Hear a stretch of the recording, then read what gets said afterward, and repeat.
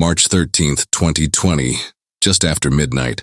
6 members of the Louisville Police Department's narcotics unit arrived at 3003 Springfield Drive, apartment number 4, to execute a search warrant. They moved into position and banged on the door. Police search warrant, open the door now! Search warrant, open the door now! Each knock echoed like an omen, measured, heavy, and impossible to ignore. Everything was like over and the SWAT had left and all that. My kids were like, "Mama, you didn't hear that?" And I was like, "Hear what?" And they was like, "Well, you can obviously tell it was the police down there because somebody was, they was beating on the door." They said they were beating on the door like they were police. The way they were beating on the door was like how police beat on the door. Right. Because they've heard, you know how everybody always say the police knocks differently than regular people. So she was just like, "Mama, the way it was beating on the door, you could tell it was police." No answer. Then, without waiting long for a response, Detective Mike Nobles stepped forward and drove the battering ram into the door, splintering it open with a force that sounded like the house itself was screaming. And in the seconds that followed, lives changed forever. A gunfight broke out. Kenneth Walker shot first. Jonathan Mattingly was hit in his femoral artery.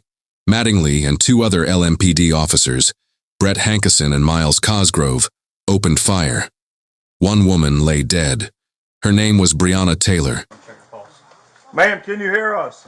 Louisville Metro Police Department. Check that wrist, dude. She's done. At the time, her name barely made local headlines. The details were murky, the questions, many. But the nation wasn't looking. Not yet. Then came George Floyd. The body cam footage, the knee, the protests, the riots. Suddenly, Breonna Taylor's name wasn't just in the news. It was on murals, banners, and the lips of millions. What had started as an investigation into a drug trafficking operation turned into a rallying cry. But beneath the hashtags and headlines was a real case with real people and decisions made in real time, some of them fatal. The timeline matters. The facts matter. This happened before George Floyd, but it exploded after. And once it did, there was no putting it back in the box. What began as a protest spiraled into something far more violent and far from peaceful.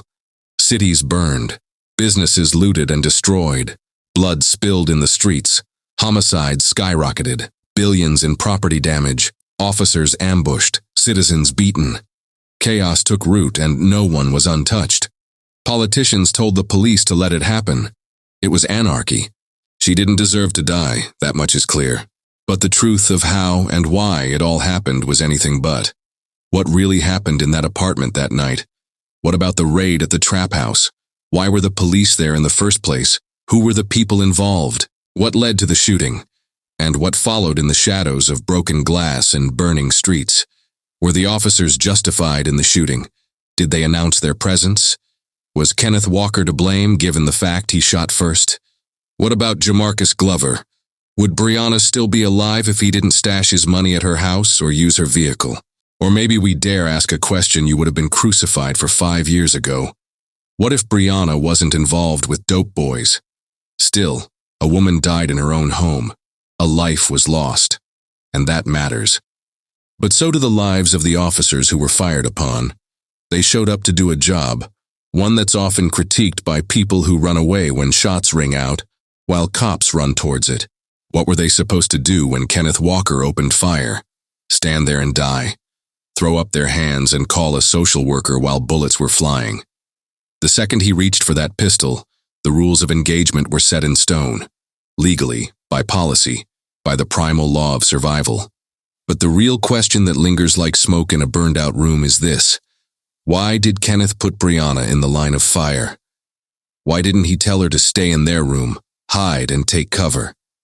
Instead, he planted her next to him, unarmed, as he played hero against what he thought were intruders. A choice no real man will ever defend. In any case, their decisions, their actions, and the consequences should be examined with the same scrutiny. The truth is uncomfortable. Breonna Taylor was caught in a storm her boyfriend and associates helped unleash. The police were fired upon first, but their return fire ended an innocent life. 2 realities that can exist at the same time. But in America, only one version ever seems to survive.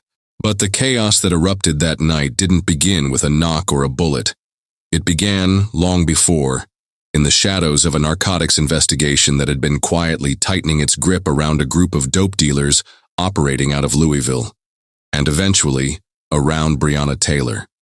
On a quiet December morning in 2016, just before dawn, detectives from the Louisville Metro Police Department's homicide unit found themselves following a lead in a case that had taken a strange turn. Their victim, Fernandez Bowman, had been discovered in a rental vehicle, one that didn't belong to him. The car, they learned, was rented under the name Breonna Taylor, with a listed address 3003 Springfield Drive, apartment number 4, Louisville, Kentucky. Inside the apartment, the detectives observed a man present with Taylor, Jamarcus Glover, a name that would come to hold significant weight in the months and years to follow. Breonna was cooperative. She told detectives that she didn't know the victim, Fernandez Bowman, personally. She explained that she had learned about the homicide from her boyfriend, Jamarcus Glover. According to her, they had been dating for about 3 to 4 months. During that time, she allowed Glover to use her rental car, the same car where Bowman's body had been found. When detectives asked for a contact number, Taylor provided one.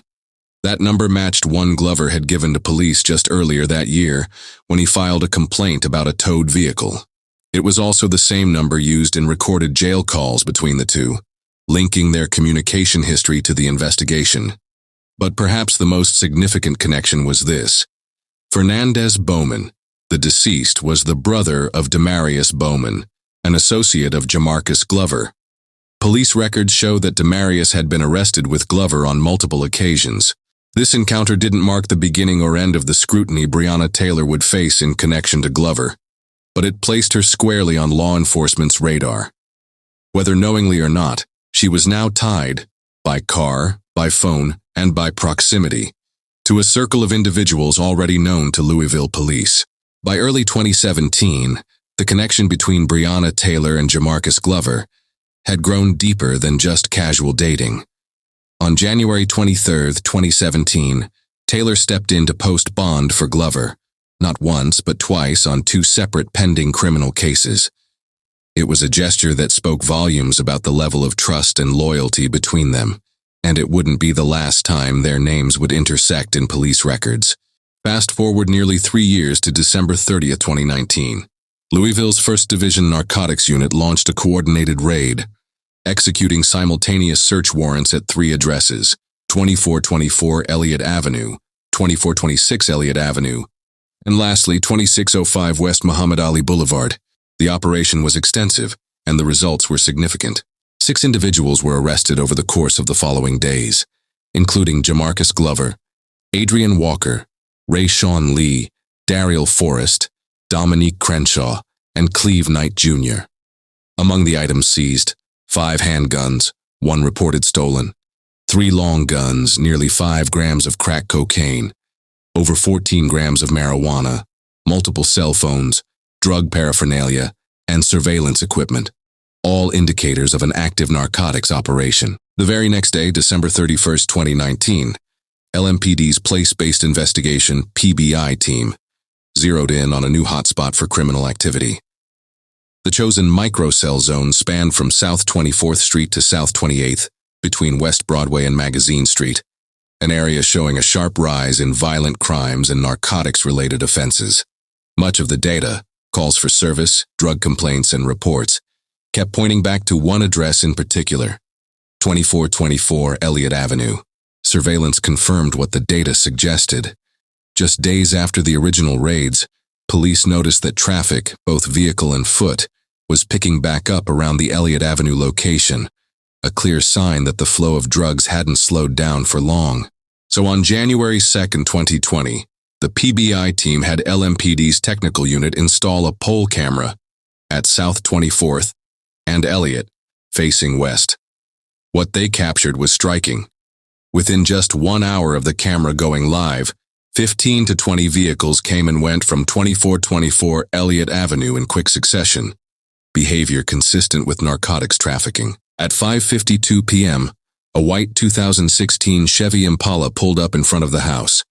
From the passenger side stepped Jamarcus Glover, The car was registered to none other than Breonna Taylor, still living at that same Springfield Drive address. Police documented the footage. That scene was bookmarked on the terabyte drive holding surveillance archives, concrete evidence connecting her vehicle, Glover, and the suspected drug house. This wasn't conjecture. These were documented events, incidents recorded by law enforcement over a span of several years. While Breonna Taylor was not the primary target of any of these investigations, her consistent proximity to Jamarcus Glover and the drug trafficking activities under surveillance put her name directly inside the pages of LMPD's ongoing narcotics investigation. By early 2020, detectives were building a case. The data was stacking up, but what no one knew then, what no one could have predicted, was how that growing file, and the names inside it, would soon erupt into one of the most polarizing and tragic law enforcement incidents in recent memory. By January 2020, surveillance was no longer just pointing at addresses. It was zeroing in on specific people, vehicles, and conversations. The web was tightening. And at the center of it all were two names, Jamarcus Glover and Adrian Walker. But inside the jail walls, the investigation kept breathing. On January 3rd, less than a week after LMPD executed multiple search warrants, Jamarcus Glover was in custody and making phone calls. The recipient, Breonna Taylor. At 11:23 a.m., Glover called Taylor from booking, already focused on the streets. "Call Doug on Facebook and see where the f*** he at," Glover demanded. "He's got my fucking money, riding around in my mother car and he ain't even where he's supposed to be at." Taylor responded, "You said Doug?" "Yeah, Big Doug," Glover confirmed. "I'll call him," she replied. "Why can't I find him on Facebook? What's his name on here?" "Michi Walker," Glover replied. This wasn't just small talk. This was logistics, money, cars, missing contacts. Glover was trying to keep operations moving from behind bars, and Taylor was still acting as a point of contact. By 1:18 p.m., the conversation shifted to Bond. "You talked to Doug?" Glover asked. Taylor answered, "Yeah, I did. He said he was already back at the trap. Then I talked to him again just a minute ago to see if you had contacted him. They couldn't post bond till 1. Then came the planning. Just be on standby so you can come get me," Glover said. "Love you." "Love you too," Taylor replied. Later that day at 3:49 p.m., Glover called again. "I'll come get me some rest in your bed," he said. Taylor paused. "Jamarcus. What, you don't want me in your bed?" Glover asked. Taylor sighed. "I didn't say that. I haven't really been sleeping right either. I keep waking up every other hour type shit. Checking on me? I want you to know I appreciate it," Glover responded. Taylor answered, "When you're around, I stress more because I just always be worried about you. Not like with you and bitches, but just period with the police, like all kind of shit." "I love you," Glover replied. "I love you too," answered Taylor. The tone might have been intimate, but the context wasn't. This was a woman deeply embedded in the life and movement of a man at the top of an active narcotics investigation, and the phone calls weren't isolated. According to jail records from January 1st, 2016 to January 3rd, 2020, Breonna Taylor's number was contacted 48 times from jail. Of those, Jamarcus Glover himself made 26 calls from his dormitory, all traced to Taylor's phone. Another 7 calls came from a separate inmate, a convicted felon with a controlled substance, cocaine charge, among other felonies. By now, LMPD's Place-Based Investigations, PBI unit had formed a clear picture. 2424 Elliott Avenue was functioning as a trap house, and Glover and Adrian Walker were its suppliers. Surveillance footage captured the pattern. When foot traffic slowed and activity dried up, the same thing happened. Glover or Walker would pull up in a red 2017 Dodge Charger, dropping what detectives believed to be fresh narcotics. Traffic would spike immediately after. Sometimes they were seen entering or exiting 2424 Elliott. Other times, they dropped packages between 2 vacant homes at 2425 and 2427 Elliott Avenue, a method of minimizing exposure. The deliveries weren't subtle, but they were efficient, and the Charger became a focal point. On the afternoon of January 9, 2020, PBI detectives spotted the red Dodge Charger, leaving 2424 Elliott. They began tailing it, but whoever was behind the wheel knew the game. The driver looped the block twice, doubled back, cut sharp turns, and made evasive maneuvers. Classic heat check behavior. The tail didn't last. Glover or whoever was driving shook surveillance. Detectives had exhausted conventional follow methods, so they went a step further. They applied for and obtained a search warrant to install a GPS tracker on the vehicle. At this stage in the investigation, the case wasn't built on rumor, speculation, or street gossip. It was built on surveillance footage, phone records, search warrants, and direct police observation. And in nearly every operational thread, from jailhouse communications to vehicles to trap houses, Breonna Taylor's name kept surfacing, not by hearsay, by record.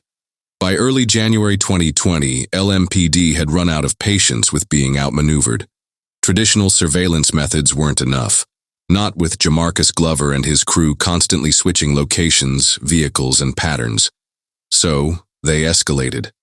Over the following 3 weeks, January 12th through January 31st, the Charger's movements were tracked and logged. The data showed that the car traveled to 3003 Springfield Drive, Breonna Taylor's residence, on 6 separate occasions: January 12th, 14th, 16th, 20th, 26th, and the 31st. The same car, known to be used by Glover, was making routine stops at Taylor's apartment. But it didn't stop there. From those trips, it often headed straight to 2605 West Muhammad Ali Boulevard, another location already under surveillance. LMPD's place-based investigation, PBI detectives had eyes on Muhammad Ali Boulevard. Through physical surveillance, they observed short-stay pedestrian and vehicle traffic, in and out movement consistent with hand-to-hand narcotics sales. They also watched Glover and his associates coming and going from the property. The pattern mirrored what had already been established at Elliott Avenue.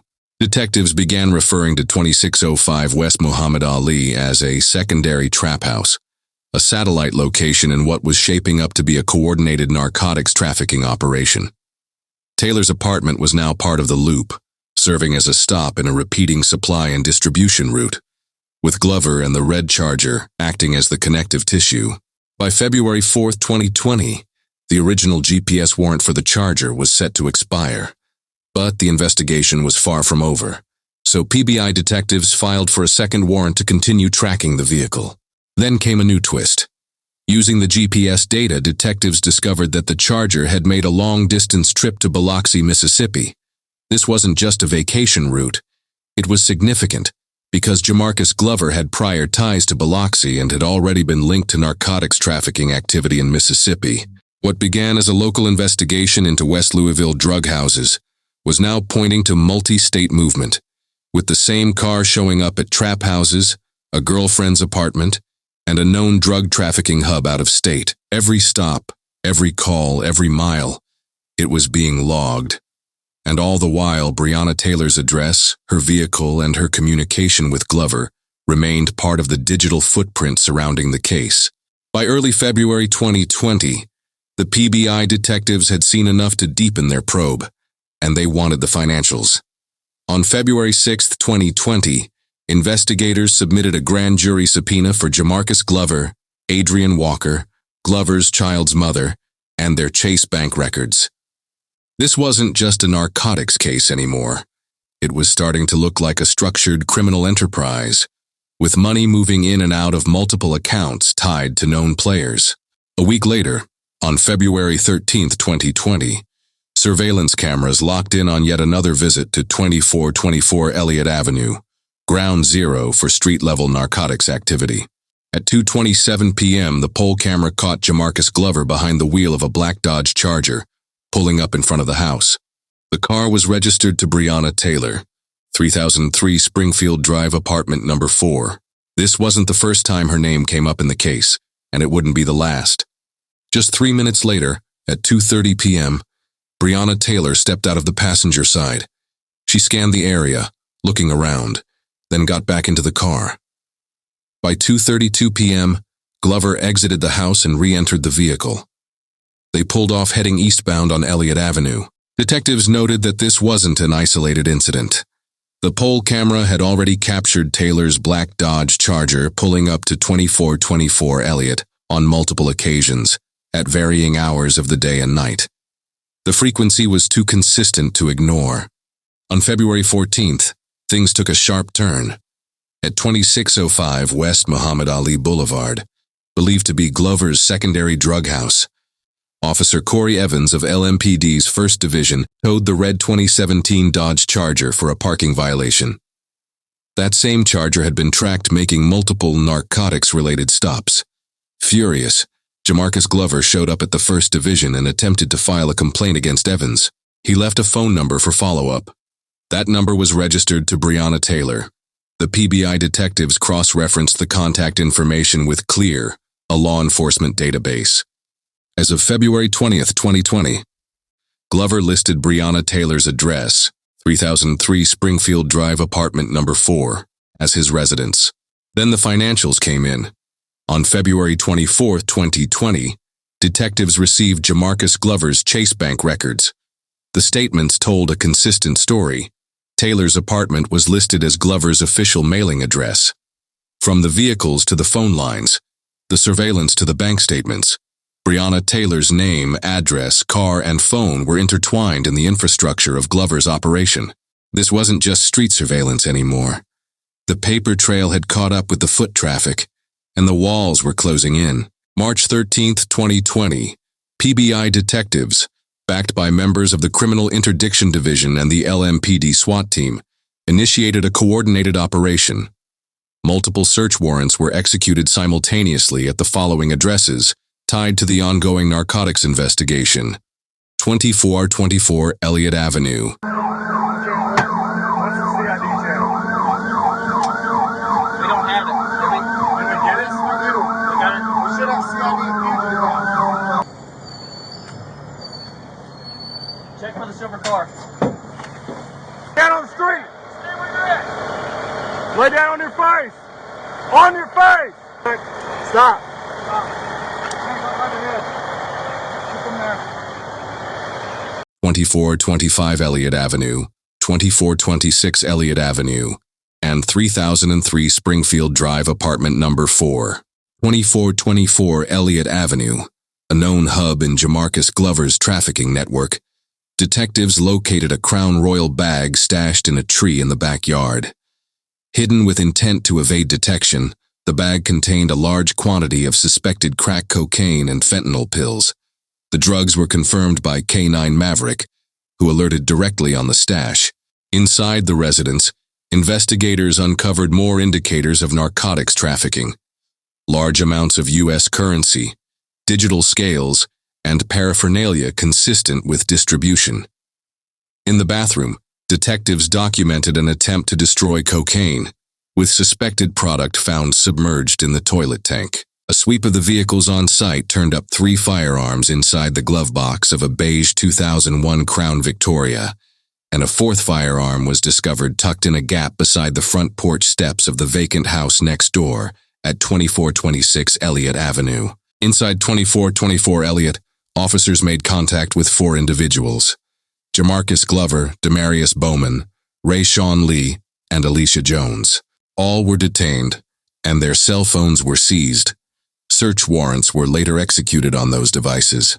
Additionally, an LG&E utility bill recovered from inside the house bore the name of Adrian Walker, further cementing his connection to the location.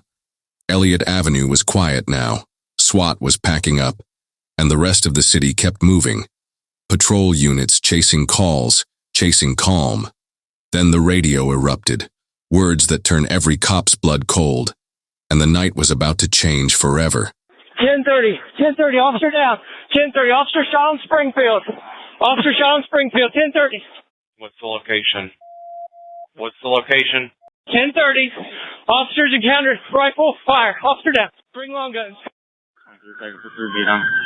I think EMS. EMS is around the corner, radio. We need EMS fucking up here now. I'm getting him started. Already down the street. Tell him to get up here. I'm advising him now.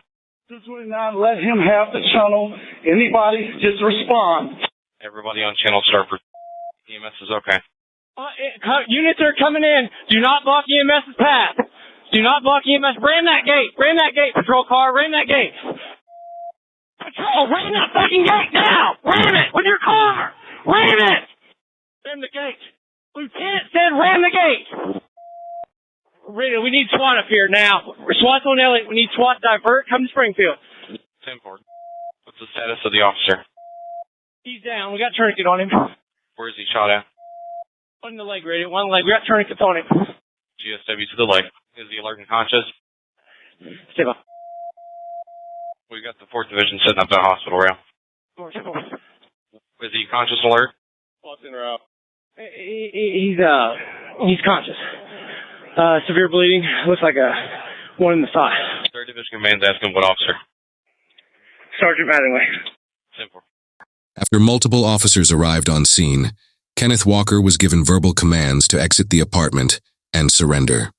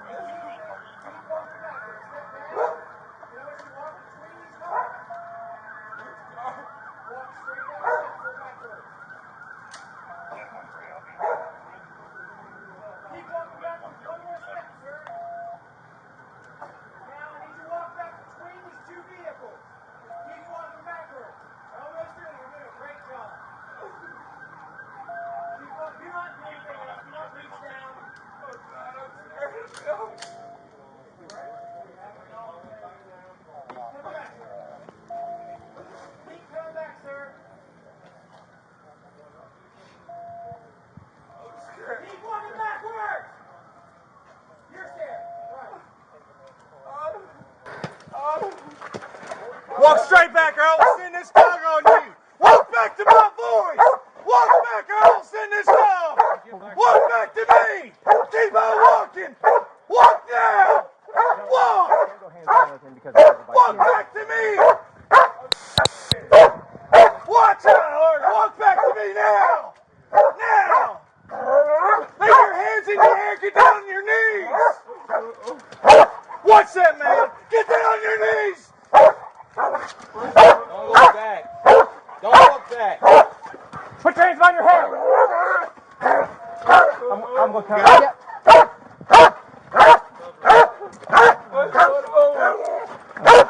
You're going to fucking prison. That's what's going on. What did I do? For the rest of your fucking life. What did I do? What did I do? Let's get behind this car for cover. What did I do? Who else is in the apartment? Nobody. My girlfriend's dead. Tell them we have 11015. What? How's your girlfriend doing? I don't know. Inside? Yeah, somebody. I was banging at the door and she said, "Who is it?" And then I just started shooting. No, we down 3 times before you search for one. This pocket's clear. There's somebody in there dead? Yeah, my girlfriend. It's her house. It was her house. Who was shooting at us? Can we go in? We have to go in if there's somebody. Yeah. What is this about? I'm with you if you want to go. We're both just regular worker people. Where is she at in the apartment? She's on the ground. Where at? In the hallway. What kind of gun did she shoot? It's a regular 9mm. Did she shoot or you shoot it? It was her. She was scared. I just kicked. Nobody, we're gonna let SWAT. We're not rushing. It was just a. Throw him in a car. No, it's not mine. It's not mine. I got him. Oh yeah. I'll walk him to the What is this about? Walk. We gotta get him in the car. What is this about? Who wants a flashlight? Mini flashlight. Anybody? He's got a car. What is this about? This one. What is this about? He's got a car. I don't have a car. Whose car is it? Whose car's closest? My girlfriend is dead. I don't get. Keep walking. Stop. What did I Keep do? walking. I don't. What did I even do? Oh my God. You know how to walk, right? Walk. Where's your car? I'm scared. It's all the way on to the death. street, on the main street. What is this about? What is it about? You guys fired shots. You know that. You just said you We had were a just knife. in the bed. We were scared. No, we didn't know who it was. Don't come off that car. If you come off that car again, I'm gonna put you on the ground.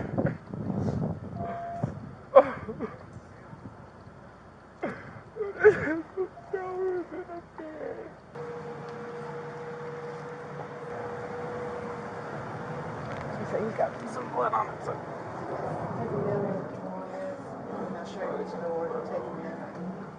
Meanwhile, SWAT makes their way to 3003 Springfield Drive, apartment 4. At this time, no one has entered the apartment. All they have to go off is Kenneth Walker's claim that his girlfriend, Breonna Taylor, is in the house deceased. I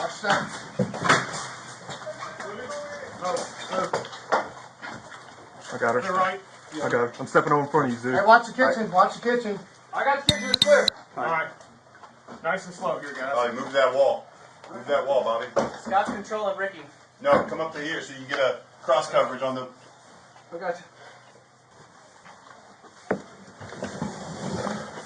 Short. Clear. One on me. Yeah, you got 2 doors open to your right.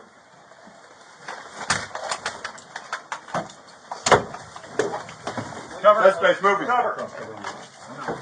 Cover her. Hold on, sorry. Give me another body. Left side clear. Closets that folding doors. To your left in an open bathroom. Looks to be mostly clear. I'm out. I'm behind you.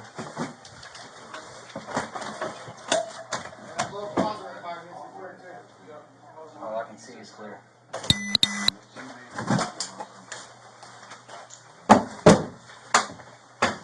Hogan.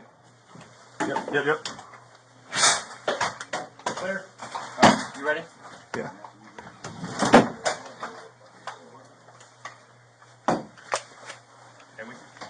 Let's get this bed real quick. Let's get this. Let's look under the bed real quick. Hang on, let's check the bed. Go ahead. Have them pop that door. Is anybody right there to your left? No. I'll come to it.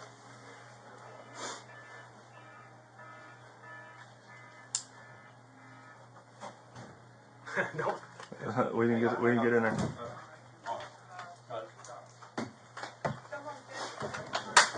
We still got to check the bed. Check her. We gotta check her. Check her. Make sure she's good. Hey, lift the bed up. I'm going to go this way. You want with my Taser's in pistol. here? All right. Yeah. Go ahead and give me a mess in here.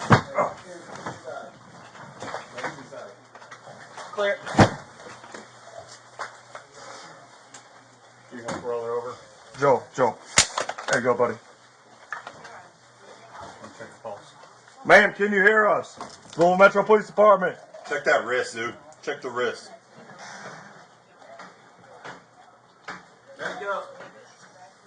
Medic up.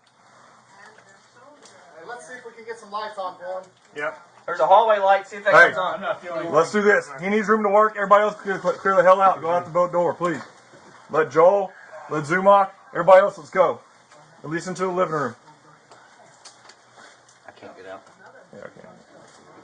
Zumach, let them out real quick. So you can get out. Joe, will you step back so I can get out?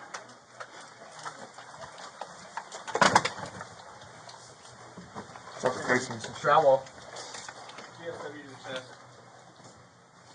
Hey, watch out. Hey, guys, just watch out for this casing right here. There's also slug and casings in here. Stop on here. Huh? Casing there. Slug there. Casings here. What is it?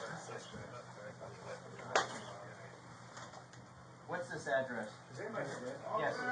Hey, don't turn your cameras off. What's the address here? Hey. 3003 Springfield, apartment 3. Hey. Apartment 4 is now a crime scene. Let's go ahead and move out. All right, she's done. We'll keep one person here on her. And she's done.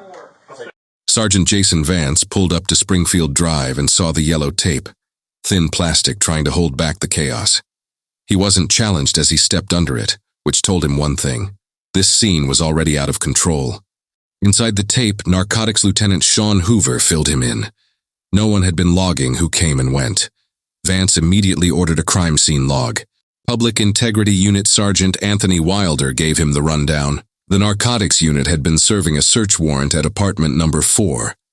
When they breached the door, they were met with gunfire. Sergeant John Mattingly was hit and rushed out to University Hospital. The officers involved were Brett Hankinson, Miles Cosgrove, John Mattingly, Tony James, Mike Noble, Mike Campbell, and Sean Hoover. There was a name for the man in cuffs, Kenneth Walker. The scene was split inside and out. Vance and his team started locking it down, keeping neighbors out and tracking evidence. But when he called for crime scene techs, no one answered. Only 2 were even working that night. They'd have to wait. So while the city slept, or pretended to, Sergeant Jason Vance stood in the glow of squad lights, staring at an apartment doorway where a low-risk warrant had turned into a war zone. Sergeant Jason Vance was still holding the scene together when a request came through. Family members wanted answers. He and PIU Sergeant Chad Tinnell walked to the edge of the yellow tape, where a small cluster of people waited in the glow of police lights. One man introduced himself. His son was inside one of the cruisers. His son's girlfriend, he said, lived in the apartment behind that tape. Her name was Breonna. The father's wife clutched a phone. On the other end was Breonna Taylor's mother. She was frantic, demanding to know what had happened to her daughter. Vance told them what little he could. 2 people had been shot inside the apartment. Their son wasn't one of them. He mentioned a call Kenneth Walker made to his mother in the chaos. She recounted it through tears. "Mama, they kicked in the door. I don't know what's going on." Then silence, followed by the sound of officers shouting commands. "Put it down! Put it down!" Her son told her he was scared. Vance listened, then gathered what information he could. Kenneth and Breonna had been dating for 3 years, living together almost as long. They were out to dinner earlier that night, planning a hotel for an upcoming wedding. At around 3 a.m., Vance and other PIU sergeants finally met Breonna's mother in person. She confirmed the relationship, confirmed Breonna had no criminal ties, no weapons, no strange packages coming to her door. Her other daughter lived there too, though she was in California that night. When Vance explained the next steps, the coroner, the chaplain, the waiting, Breonna's mother broke. He handed her his card, but there was nothing else he could give her. Not yet. Behind him, the apartment still hummed with unanswered questions. Bullet holes punched through walls, one round resting on a dining room table like a warning. This was no longer just a scene. It was a tragedy, and everyone standing there knew it. Sergeant Anthony Wilder's task that night was methodical. Account for every weapon, every magazine, every shot fired. Alongside Sergeant Tony Doniger and crime scene technician Alexis Fleege, he began the painstaking process, photographing each officer, their gear, and the weapons they carried. Detective Brett Hankison's Glock 22 came first. He'd gone in with 44 rounds across 3 magazines. By the time Wilder counted, 10 were gone. Hankison explained he had swapped magazines mid-incident, an action consistent with sustained fire under pressure. Detective Miles Cosgrove's Glock told a similar story. 2 magazines in total, 1 now empty, 15 rounds discharged, leaving 16 still in reserve. Sergeant John Mattingly's weapon arrived separately, collected at the hospital after he'd been struck by a bullet. His Glock held 10 rounds. Based on standard loadout, 6 had been fired before he went down. Altogether, Wilder estimated approximately 32 rounds had been fired by those 3 officers in the span of just seconds, a rapid exchange inside a confined space. The others, Lieutenant Sean Hoover, Detectives Tony James, Mike Campbell, and Mike Nobles, had not discharged their weapons. Their magazines remained full, logged, and photographed. It was slow, deliberate work, turning a chaotic burst of gunfire into numbers, into sequence, into something that could be understood. Wilder's count wasn't about blame. It was about building the timeline of a shooting where every round told part of the story. When the gunfire stopped and the smoke cleared, the real work began. Just after 5 a.m., Louisville Metro Police's crime scene unit rolled in. Technicians Jim Sparks, Jake Brandt, Tracy Gutterman, Lori Leak, and Alexis Fleege. Their job, preserve every trace of what happened inside and outside Apartment 4. They started outside. Technician Lori Leak began videoing the scene at 5:21 a.m. Tracy Gutterman followed with photographs, starting with Detective Miles Cosgrove's unmarked CID vehicle. On its rear deck lid, they found blood, evidence that would be swabbed and logged as Exhibits 18, 19, and 20. From there, they moved to the parking lot. Dozens of green markers began to dot the asphalt. Spent shell casings, mostly .40 caliber Federal Smith & Wesson, the same ammunition carried by LMPD officers. An empty Glock magazine, a single live .380 round, and scattered among them a handful of weathered 9mm casings, older but still collected, just in case. Inside the breezeway and vestibule, the picture grew clearer. More .40 caliber casings, clustered near the apartment door, a shattered lock assembly, a cap, and then Exhibit 33, a red iPhone, later confirmed to belong to Kenneth Walker, retrieved under police custody. Inside apartment 4, the search told a story of its own. Casings in the foyer, a Glock 43X, Kenneth Walker's gun, loaded with 4 live 9mm rounds, Breonna's rose gold iPhone, and projectiles everywhere, embedded in kitchen cabinets, lodged in the stove, tucked inside a dresser drawer, even resting on the closet floor of the south bedroom. Evidence swabs were taken from blood on the pavement. A gun holster was recovered, still attached to a pair of jeans in the east bedroom. In Breonna's purse, mail addressed to Jamarcus Glover, the target of the larger narcotics investigation. Every bullet, every fragment, every piece of personal property, photographed, numbered, bagged, and logged. By the end, the evidence list read like a map of the chaos. Casings that marked the path of gunfire, projectiles that traced the direction of travel, and artifacts of 2 lives, a phone, an Apple Watch, an ID card, left behind in the wreckage of a night that turned deadly in seconds. If the shell casings told us how many shots were fired, the walls told us where they went. Ballistics technicians mapped every round that tore through apartment 4. At the front door, the story started west to east, bullets slicing through drywall, punching through the south and east bedrooms. One round burrowed all the way into the closet floor of the south bedroom. Another lodged inside a shoebox in the east bedroom, leaving a path past the washer and dryer. In the kitchen, cabinets were splintered open by rounds on the same west to east line, with one even carving through a wall into the bathroom. In the living room, a round went upward, its trajectory etched into the ceiling. Even the apartment above showed damage, a reminder that the gunfire didn't stop at one unit's walls. At the patio door, the pattern shifted. 2 projectiles came in from the south, tearing through the glass before traveling north through the dining room, then into the next apartment over. Another round struck that neighbor's glass patio door, its impact marking just how far the shots traveled.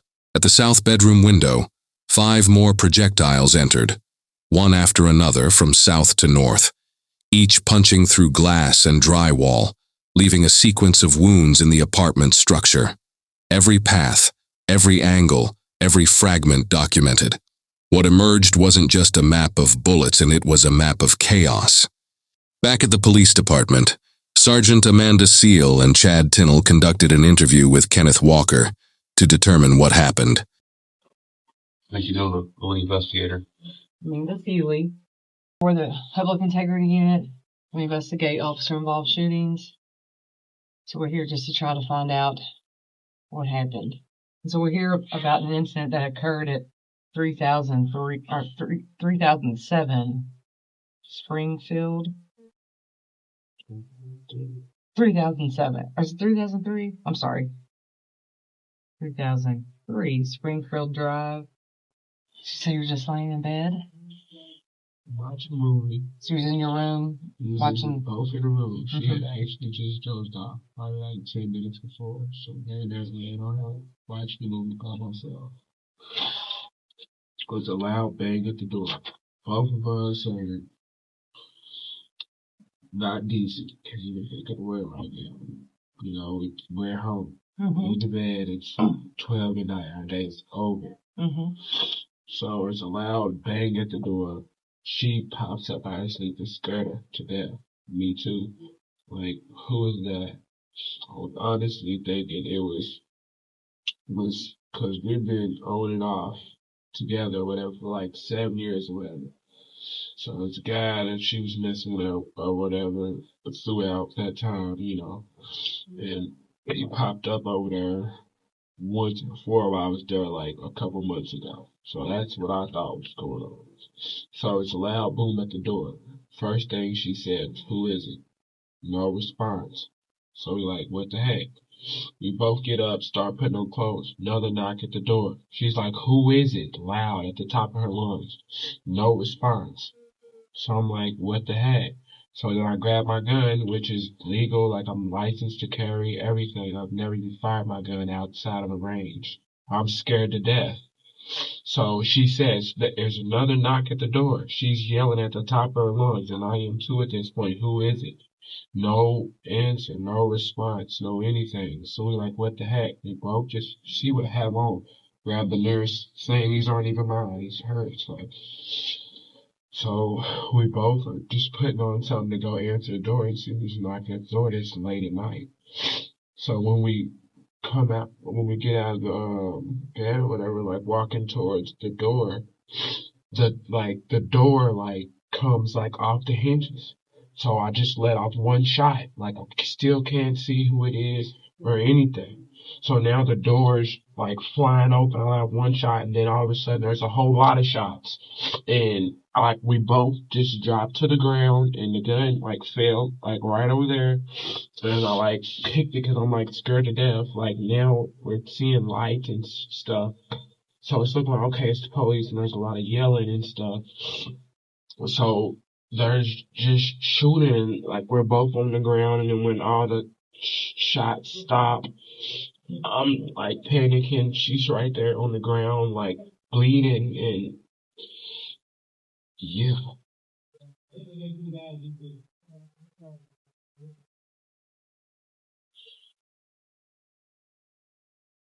It's a lot.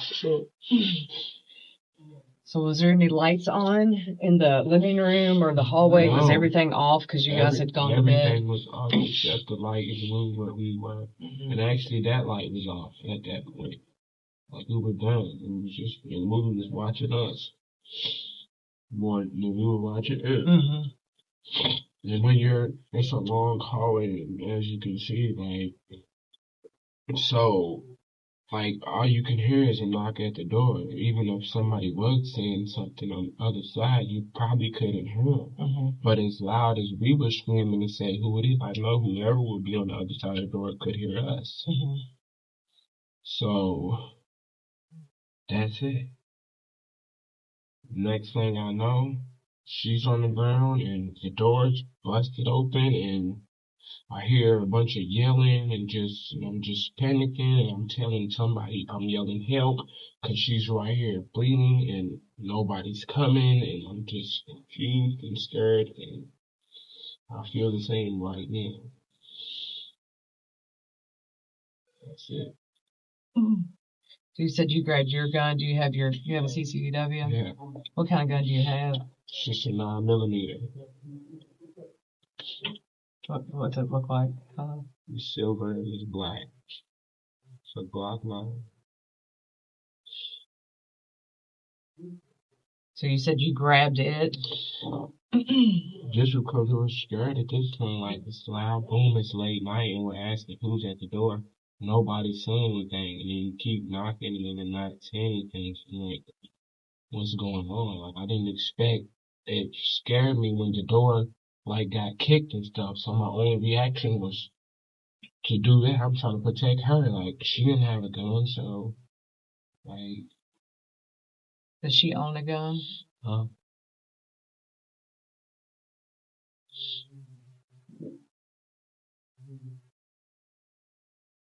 So did both of you all step out of the bedroom? Were you in the hallway? Yes. Didn't even get all the way down the hallway to the door before it got kicked. She literally got shot right at her doorway in the house. We both literally stepped out of her doorway, and then they kicked down the door, and I let out the shot, and then the hallway went next to each other. Okay. So then they just start shooting like 10 shots. Where did you go then? I just dropped on the ground, like right next to her, but where I dropped on the ground, like there's a room to the left and you come out of her room. So there's a wall, like right here-ish. Mm-hmm. So when I just dropped on the ground, I like scooted over, but I'm trying to like, I didn't know if these shots, where they're going or stuff, you know, I'm scared. I've never even been that close to somebody shooting a gun. Unless it's in a controlled environment, such as at the range or something. So I'm like freaking out. I can't register anything that's going on. So you just fired off one? Yeah, just one. That was just a warning. I don't know who's coming to this door. The door just got kicked off the hinges, so I'm scared. Mm-hmm. One shot, boom, and then there was a lot of shots, so I just dropped like. And what did you do with your gun when you dropped? I kicked it up under the bed. I told them other officers, because I didn't know what's going on at this point. I'm just scared, and if they did, I'm thinking like somebody's gonna like come in, because I'm noticing it's the police now, because I hear them yelling and stuff after the door's already been kicked down, after I'm yelling for help, and she's right here on the ground. So I didn't want anybody to be like thinking I'm trying to be, do something. If they come out, I just want her to get help at this point. Like, I don't even care what happened to me at that point. Like, she needed help.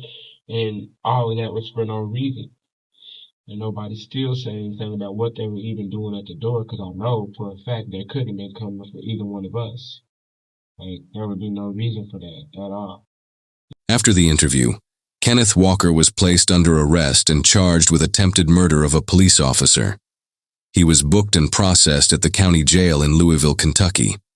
On May 21, 2020, defense counsel for Kenneth Walker filed a motion in Jefferson Circuit Court to dismiss the indictment against him, arguing that the grand jury had been misled about the events leading to his charges of attempted murder of a police officer. The motion was heard on May 26, 2020, before Judge Olu Stevens in Division 6. Judge Stevens granted the motion, ordering the charges to be dropped without prejudice, meaning they can be refiled. In the hours after the raids, the jail phones lit up, and what those calls revealed was explosive. Jamarcus Glover, the target of the investigation, admitted that Breonna Taylor was deeply tied to his operation, far more than just an ex-girlfriend. She was holding his cash, handling his money, letting him use her car, and even tied to his bond paperwork. In one call, he laid it out clearly. Breonna got down like $15,000. She had the $8,000 I gave her the other day and picked up another $6,000. Breonna been handling all my money. She been handling shit for me, and cuz it ain't just me. Demarius Bowman backed it up. He told his sister that after the raid, police took $20,000, a gun, and 6 bags tied to Glover. And he admitted why so much was in Breonna's name. That money's in her name, everything's in her name right now. We put all the money on her. Rayshawn Lee echoed the same picture. Breonna caught in the middle of a drug operation. And like Glover, Lee and Bowman both pointed fingers at one man for her death. Kenneth Walker. Lee put it bluntly. He shot at them people. He ducks off and goes hide, leaves her in the hallway by herself to take all them bullets. They hit that girl 7 times, twice in the head. He got her brain on his shirt right now. Over and over, Glover repeated it. This got Breonna dead. He shoots at the police, they shoot back, Breonna in the hallway, and she gets killed. At the end of the day, if I would have been at that house, Breonna would be alive. I don't shoot at no police. These weren't strangers speculating. They were the very people at the center of the operation, speaking freely before they realized how bad things really were. In their own words, these calls expose it all. A drug ring operating out of Elliott Avenue. Breonna Taylor's apartment and name being used to hide money, bonds, and cars. And Kenneth Walker's gunfire, blamed by Glover, Bowman, and Lee, for triggering the police response that killed her. This isn't courtroom testimony. This is raw, unfiltered, and straight from the source. The men who lived it. The Public Integrity Unit didn't waste any time. They interviewed every officer that arrived on scene, starting with the ones who carried out the warrant at Breonna's apartment. Said it occurred at 3003 Springfield Drive, apartment number 4, Friday the 13th. Give me your words of what happened and your involvement. All right, we're executing a search warrant for one of the other units up in CID. I think it's place-based. And about 45 minutes before we executed the warrant, I did drive by with Mike Campbell, had the eye on the house. So I did drive by the apartment just to get my own visual to make sure which door we were hitting. When I came up to the door, there's two apartments. It's the second door over. And there was a Roto-Rooter van right in front of it. And so we identified it. And it was apartment 4 on the bottom floor on the right. So there's two doors looking directly at us, two on the side. It was the one on the inside on the right. Went back and we geared up. When it was time to, and SWAT was doing their thing down at 2-4 Madison. We went over Elliott, whatever it was. We executed ours at the same time. I was the first car in, pulled up on scene. When we got there was a vehicle that hadn't been there prior to me coming through. It was a 2004 Toyota Sequoia. It was white or cream in color. I pulled behind it and exited my vehicle and cleared that car to make sure nobody was in it since prior. At that time I went around the front of it, cut between the cars. We made our approach to the apartment. We go up again, the doors on the right, there's a stairwell. It goes right over the top of it. I circled all the way to the back since I was going to be the one knocking on the door. So I was basically in front of the back door of the other apartment. It's just right beside it. When we all got up in line, I knocked on the door, banged on it. We didn't announce the first couple because our intent was not to hit the door. Our intent was to give her plenty of time to come to the door because they said she was probably there alone. So we predetermined to give her plenty of time to come to the door. Banged on the door, no response. Banged on it again, no response. At that point, we started announcing ourselves, please come to the door, in case we have a search warrant. While we're doing this, there's a neighbor or somebody upstairs right on the staircase that started arguing with Detective Hankinson and Lieutenant Hoover. And they were both giving commands to go back into his apartment. And he kept saying, I wasn't really paying attention to what he was saying, something about leave that girl alone or something like that. But while he was doing that, we were still announcing, please come to the door, please search warrant. When we banged, I probably banged on the door six or seven different time periods. Not 6 or 7 times, but 6 or 7 different times. It seems like it turned into the doorway. It probably lasted between 45 seconds and a minute, banging on the door. And at that time, I looked back at Lieutenant Hoover. He says, just go ahead and hit it. Because at one point, probably after about the third time we banged, Mike was standing at the doorway and he says, I can hear somebody inside. I think they're coming to the door. So we thought they were coming to the door. And then we didn't hear anything else. So we kept banging and announcing. And at that point, Lieutenant Hoover said, go ahead and hit it. So I looked at Mike and said, go ahead. So he hits the first time, he hits right on the door handle and didn't move. And every time he hits, people are announcing, please search warrant, please search warrant. Second time he hits the good spot and it almost knocks the door open. I can see the deadbolt, at an angle and I could see a crack in the door leading into the apartment. So I said, this one's going to go. So he hit the third time and as soon as he hit the door came out, please search warrant, please search warrant. I go around the corner. I clear the living room on the right-hand side where you can see the sliding glass door. As I turn the corner, as soon as I cleared the threshold of the front door, I could see down the hallway. My mind worked so quick in the situation, because as soon as I cleared it, I'm face on about probably 20 feet away, right down the hallway. There's a bedroom door on the right. There's a male and a female. The male's closest to the door, so it's to my right. And as I turn the doorway, he's in a stretched out position with his hands with a gun. And as soon as I clear, he fires. And it was almost like at the shooting range where two things flip at the same time. You got to shoot, no shoot. But I mean, they were like shoulder to shoulder. My mind's going, this ain't right. Something's off here. Because all the doors I've made entry, and I've never seen this. And, so I hit this corner and it goes boom. And as soon as the shot hit, I could feel the heat in my leg. And so I just returned fire. I got 4 rounds off. And it was like simultaneous. Boom, boom, boom, boom, boom. And then I went back and went down on the side of the door and then reached around. I think I got 2 more off around the corner of the door. And then I could really feel the blood in my leg. So I reached out and felt it. My hand was full of blood and I knew it hit my femoral at that point.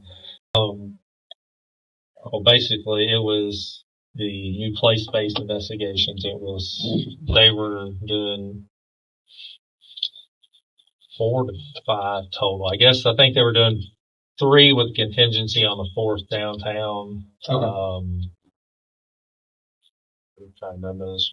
Theirs were on, but I just remember contingency one was like 2605 Muhammad Ali. But they were waiting to see how the other warrants went before they were messing with that. But the one we were at on Springdale, that is an associated address with this gentleman. Like I said, this is not our investigation. It's like we were assisting them on that. So, but he had been using that address and apparently getting mail and stuff sent there. And recently, if I remember correctly, he said, this is his new permanent address. So their assumption that he's going to have, dope or money or something he's storing there. So, the brief, Wes Barton went over the brief.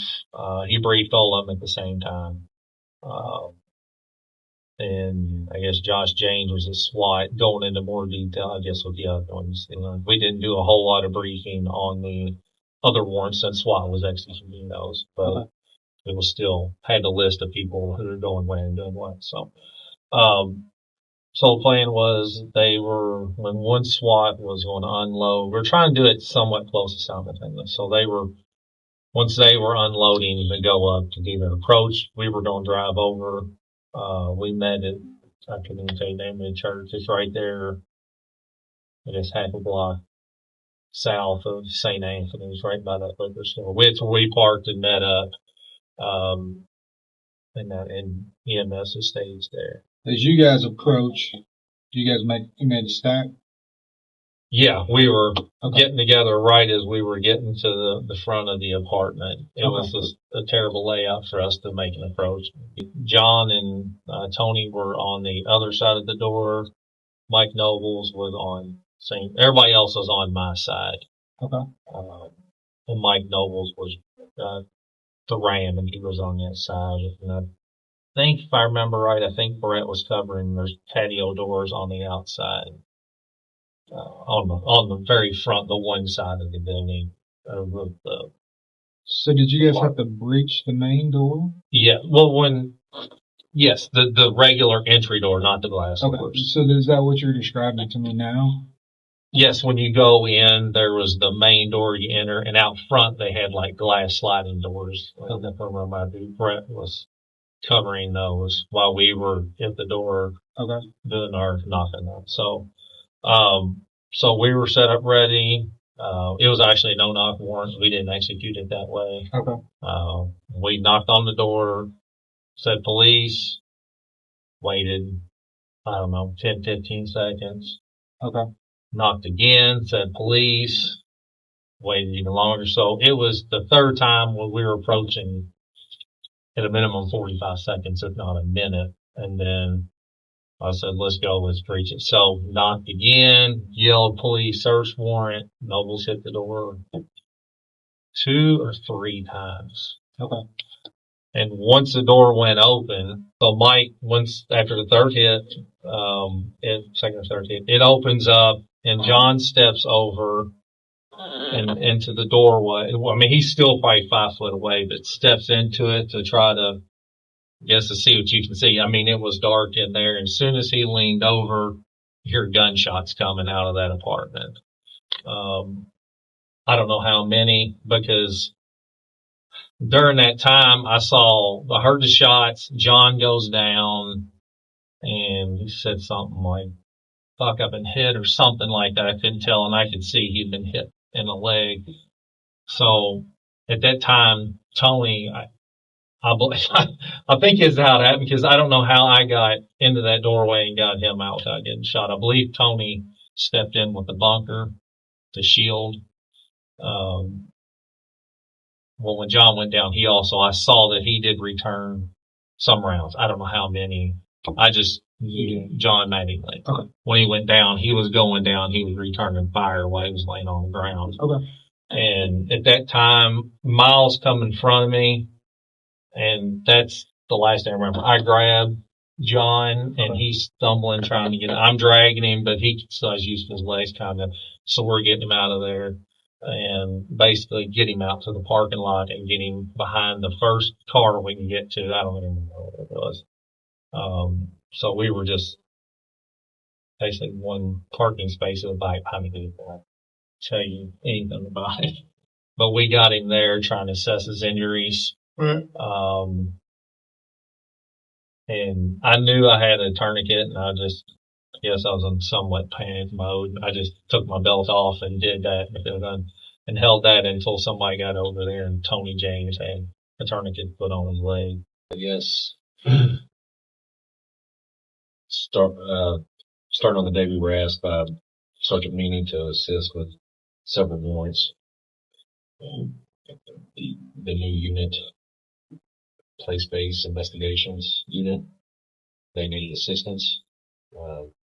Whoever signed up for it got it. There was several CID detectives. And when we got to the CID office, that's when we learned that it didn't be at. And on the board, they had myself and other detectives on the 3003 Springfield warrant. Sergeant Manley, myself, Tony James, Mike Campbell, which was the I, Miles Cosmo, Brett Hankerson, and Taylor Sharp.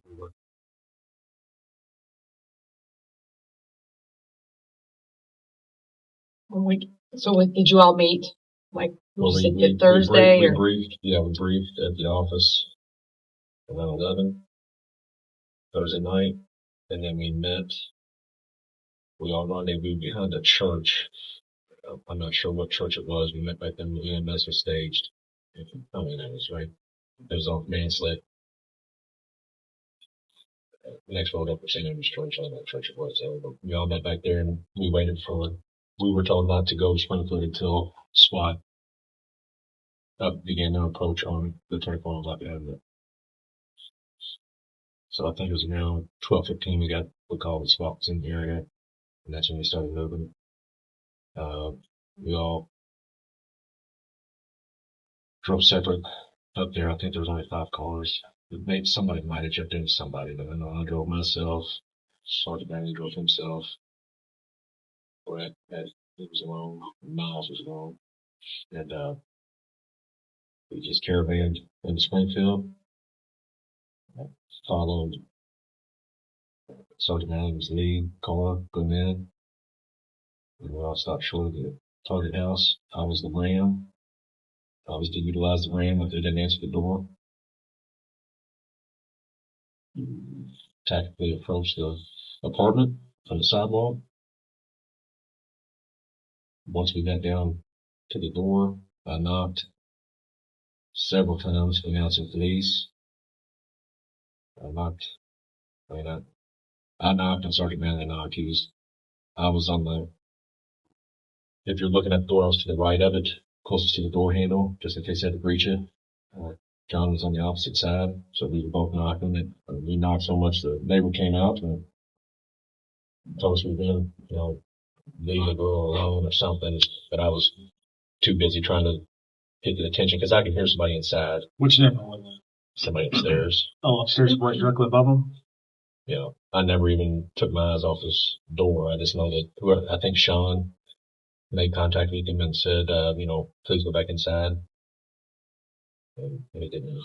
I guess he ended up going back inside. Once they quit contact with him, because it was good, I would say 1 or 2 minutes of me knocking on the door saying police, and I can hear somebody inside. I kept telling Johnny, I can hear her. And we knew who the target was. We were told at the brief who the target was, and we were told that it should be a problem. It was supposed to be burning a kid, maybe burn a small child there. So that's why we decided to not. It was a no-knock warrant, but we wanted to give it time just because we've done those before with little kids. And, you can hear movement, but there's no answer. So John and I decided, let's go ahead and hit it. John hit the door. I announced police. Several times. The first hit, I hit the door handle.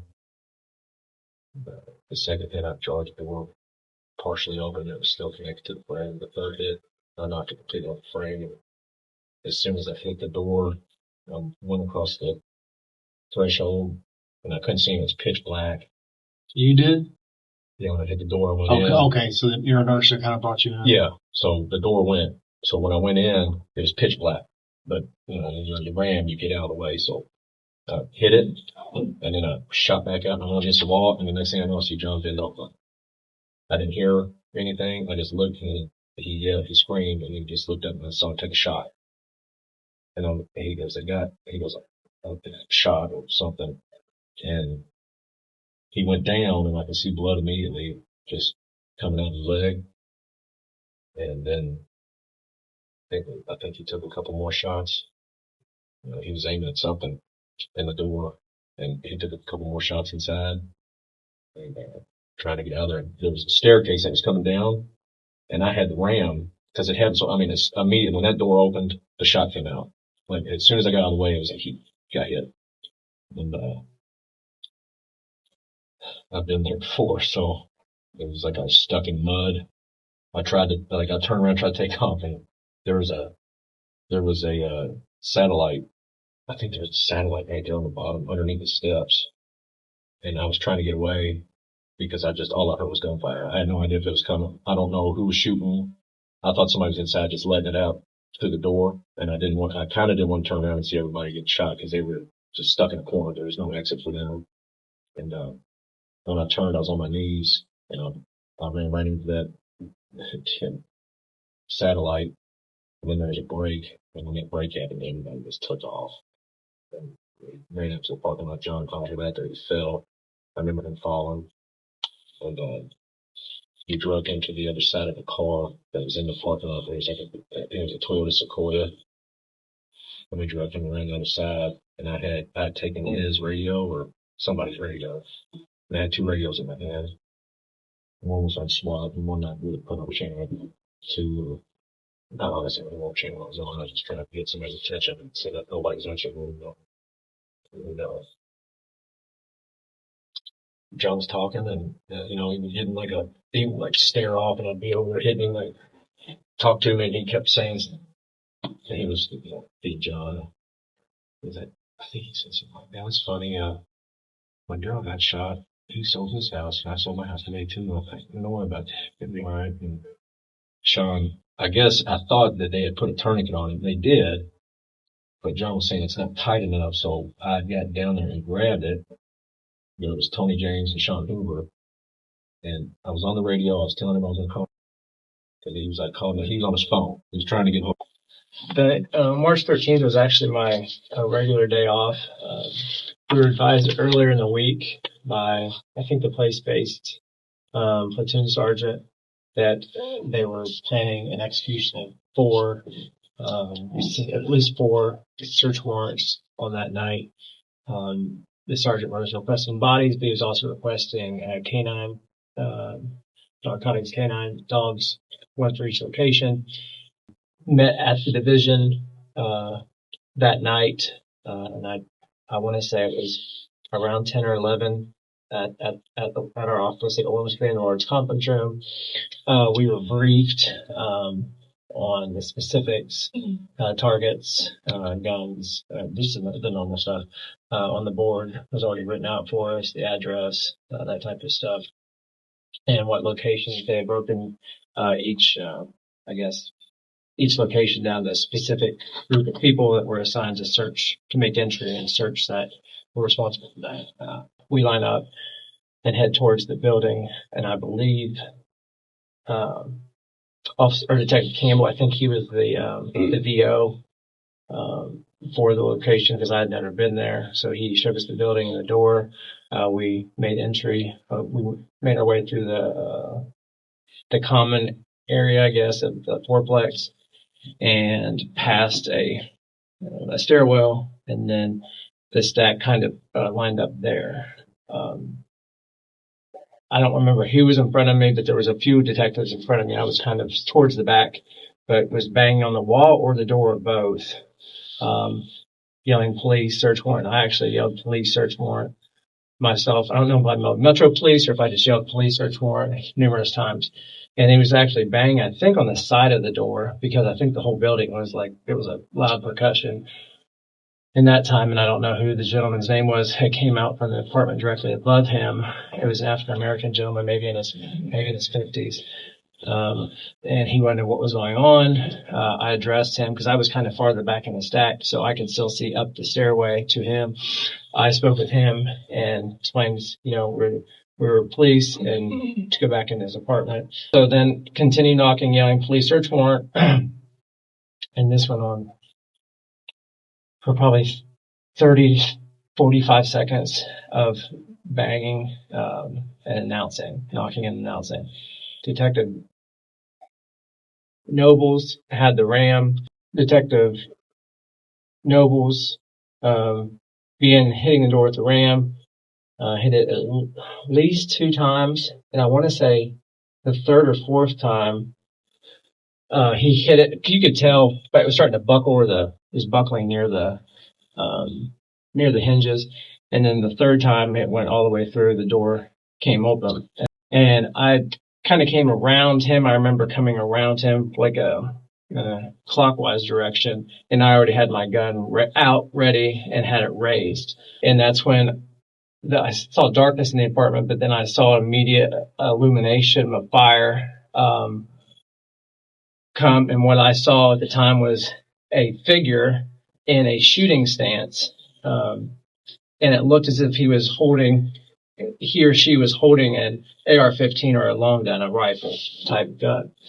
And a couple of things I guess my brain processed to understand that was that the large muzzle flash looked like a large muzzle flash on a rifle, the loud percussion I got from it, and then the way he was holding the gun, or it appeared to me the way he was holding a gun, like we would if we were at the range or whatever. The best way to describe it is, to me, when I guess how my mind processed it was we were at the range shooting targets, and you know how they will literally have the targets turn, and it's either a bad guy or a good guy, you don't know, and you'll threat. And it was literally, I saw that threat, target, and then the muzzle flash from the gun. I don't recall if I fired as I was going back, but I knew where we were at was the worst place you could be, period. There was no other, and it's described, I guess, as a fatal fun on the academy, but that's exactly what it was. There was nowhere really for us. We were all kind of trapped in that. So in my mind, I needed to get out of there as quickly as possible. So I spun out and ran directly back towards where we came from the parking lot area, back that, I guess, past our sidewalk, past the doorway, or I'm sorry, past the stairwell, the common stairwell. As I made the corner to my left, because I never looked back, which may have been a mistake, but I never looked back to Sergeant Mattingly or Lieutenant Hoover. I just heard John say he was hit, or maybe someone said I'm hit or he's hit. I don't recall exactly which. And then the firing had gone back and forth. I guess I skipped all that. I can hear the firing as I'm making the corner. Now I can see, as I now have a better view, I can hear them say he's down or John's down. Almost at the same time, I guess, as I'm rounding that corner. So John said he was down or said I'm hit. And then it almost is like the firing went from boom, boom, boom, boom, boom at the door, or when I'm clearing that hallway, to it sounded like rapid fire from like an AR-15. When I made the corner, the firing, as it starts to increase, I can see the sliding glass doors, the sliding glass doors, the blinds or curtains or whatever it was closed. but I can see, because of the darkness inside the apartment, I can see the flashes, the muzzle flashes. So at that time, Sergeant Mattingly's down. I believe they're either pulling or dragging him, but it sounded like a lot of commotion, like they couldn't get.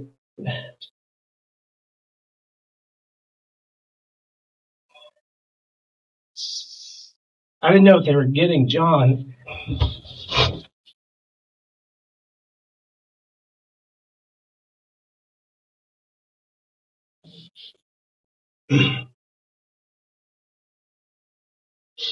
Is he afraid? No. I didn't know if John was down and they couldn't get his body out, or if he was. But all I could hear was the firing, and I saw the flashes. I thought they were just being executed because I knew they were helping John. Because John said, "I'm hit, I'm down," and the gunfire intensified. So I was almost under the impression at the time that they were either all getting sprayed with bullets, or as they were trying to move him out of that breezeway, he was shooting at us through the wall, or them, because I now had a shot, or I now had my only option was to return fire, and I did that to the muzzle flashes. And I want to be specific about this. I had already seen where the threat was. I saw where he was positioned in the hallway. He was at the end of the hallway, and I never went in the apartment other than I stepped a couple feet in with SWAT later, and I'll get to that. But he was straight ahead as that door came open. He was all the way back in that hallway, as if his back was to this. He couldn't go any farther in the hallway, and there would have to be a branch off to the bedrooms. So when I made that corner and I heard and saw what I just described, the muzzle flashes, I returned fire at the angle that I believed him to still be shooting from, because I could still see those muzzle flashes and hear it, and the fire increased like almost like an automatic type weapon, or what in my mind was an automatic weapon, was the AR-15. I was certain at that time it was an AR-15. I was returned fire through at that where the target was, through the sliding glass doors, and it did not stop. I could still see the flashes. I continued to move to my left, and I don't remember if I shot moving or stopped and shot, but I returned fire, and then I continued moving away from the breezeway, and I could now see the bedroom. Well, I don't know if it's a bedroom. The room, the next room over, which would be now, I would be in perfect alignment. I could see the muzzle flash, or I could see the intense like fire flashing through, and the curtains or blinds I think were closed in that room also, but I could see it lighting up the room.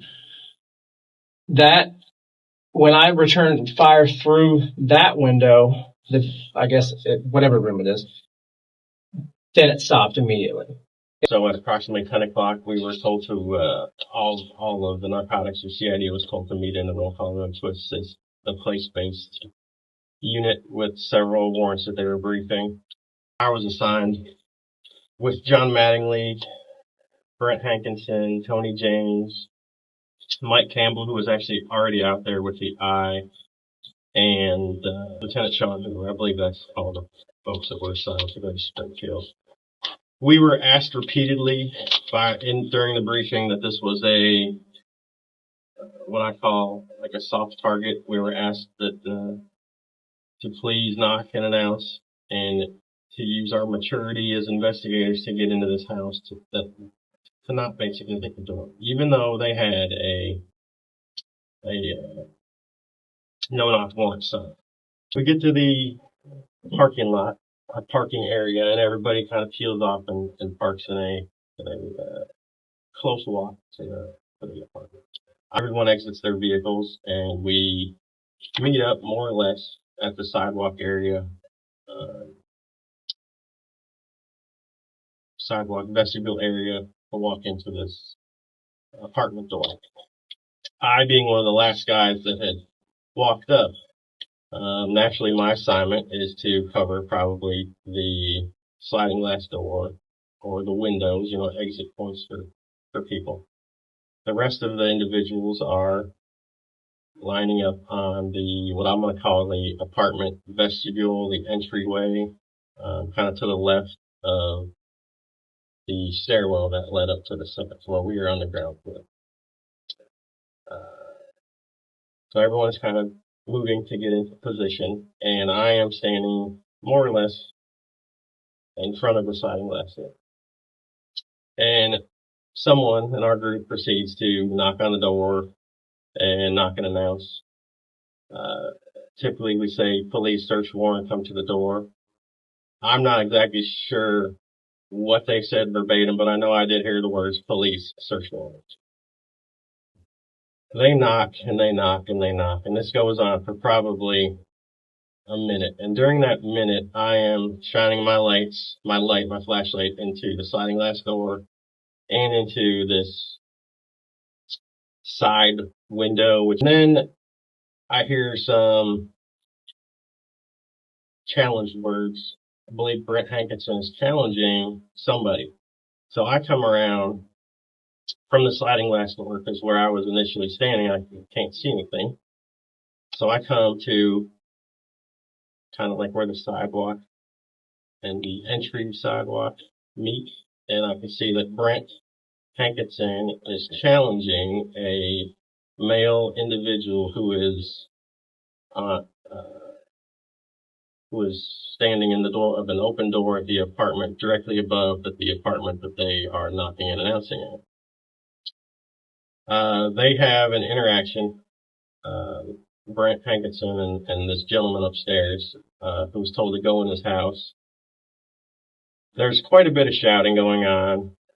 They're still knocking on the door, and Brent is dealing with this gentleman upstairs. It's very loud. And the gentleman upstairs says something like, and again, this is not quote, but I hear something like, leave that girl alone, or there's a girl there, or something like that. The command to hit the door is given by someone in the staff. Mike Nobles has the ram, and it's his responsibility to now open the door. Mike Nobles hits the door once, and that's when I realized that Mike Nobles does not have what we call a cover 2 person, meaning that Mike Nobles is now exposed, and Mike Nobles, having a tool in his hands, a heavy ram, has no way to protect himself. So I see that Mike Nobles is in a vulnerable position, or about to be in a vulnerable position, because he doesn't have a cover person. Most of us are stacked up to the left side of this door still. Mike Nobles hits the door again. On the first hit and the second hit, the door just does this bowing, flexing.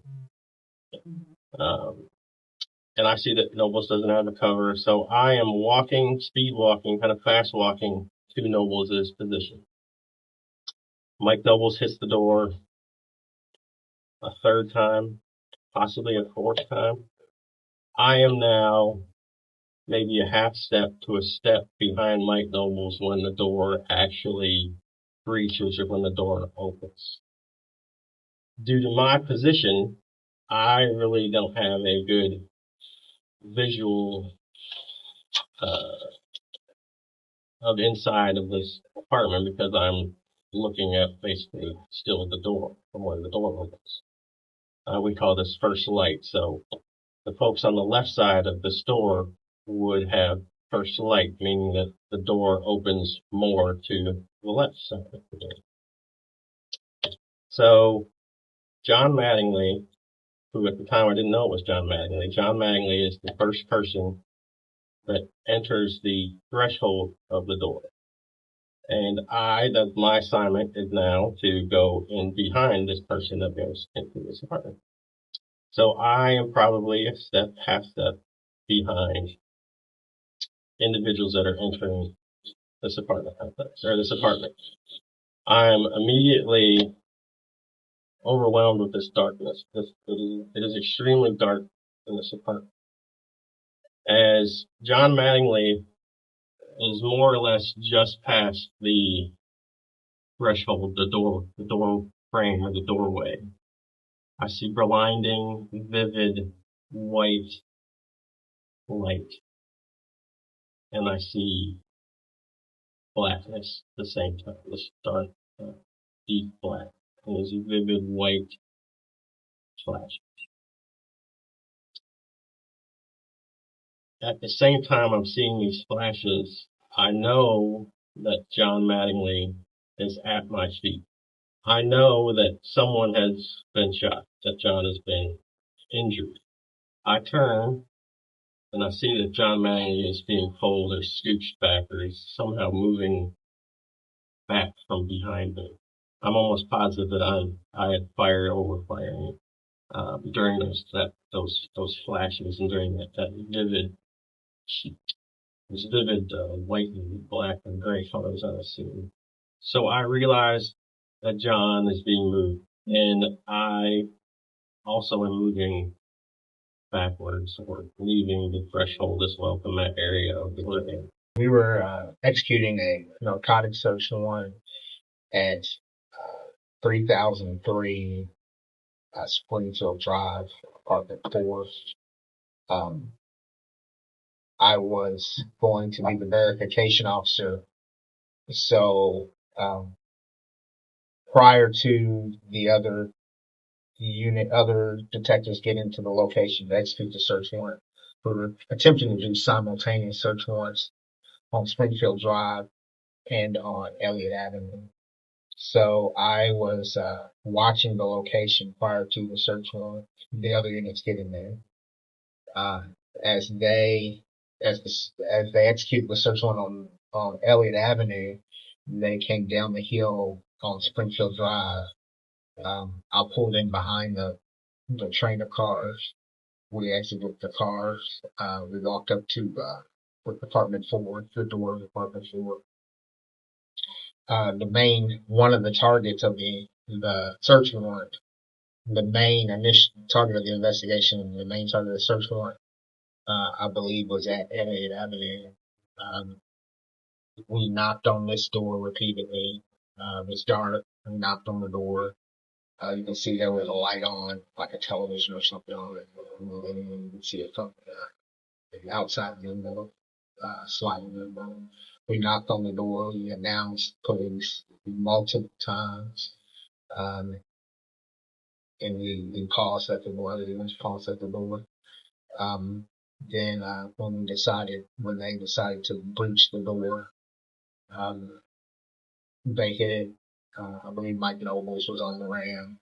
He hit the door 2 or 3 times. I believe it was 3 times, and the door popped open. And as the door popped open, they began to receive shots from the inside the apartment. I was the last person by. I was the last person in line. I couldn't see the person shooting,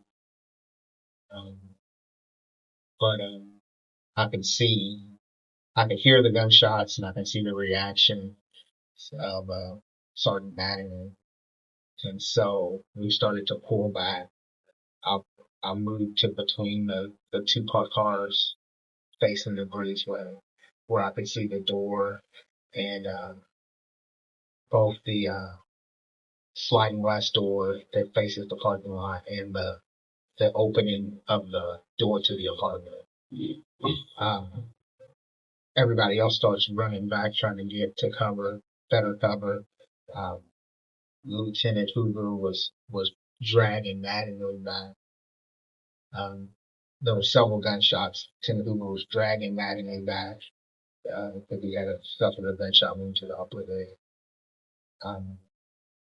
We stopped briefly between the cars. They tried to get a tourniquet on Sergeant Mattingly. Then we moved them. There was a white SUV parked in the center of the parking lot. That wasn't ours. But it was parked there, and Lieutenant Hoover and I believe Tony James, Detective James, and Nobles, Detective Nobles, moved Sergeant Mattingly behind the truck that's parked in the middle of them. It was better covered. They applied the tourniquet. I held my attention on the window and the door. Did you hear somebody in there? But we were trying to get medical attention to Sergeant Breonna. The briefing was done by Detective Barton, showing various locations that they were going to execute these warrants. SWAT was pretty much going to execute a route, and then there was this warrant that was out at this location. They gave us information about it. Basically, it was going to be Lieutenant Hoover, Sergeant Mattingly, Mike Nobles, I guess Cosgrove, and Mike Campbell, and then we went out to the location, and they wanted it hit simultaneously with the SWAT warrants. So we left the second day narcotics, and we went to a vacant lot there close to the target location, where we kind of briefed again briefly there. EMS wagon was sitting there for us. I think Sergeant Mattingly had called for a EMS wagon being standby for us. And then we basically listened to the radio. SWAT said that they were making their approach. They were getting out of the van, one of the SWAT vans, and that's when we started making our approach into target detection. Okay. Were you on St. Andrews Road? Yeah, Is that where you stayed? Yeah, we stayed at St. Andrews. There's a church there. Okay. And the van, EMS wagon was there, so we just somebody take that. I don't know. Okay.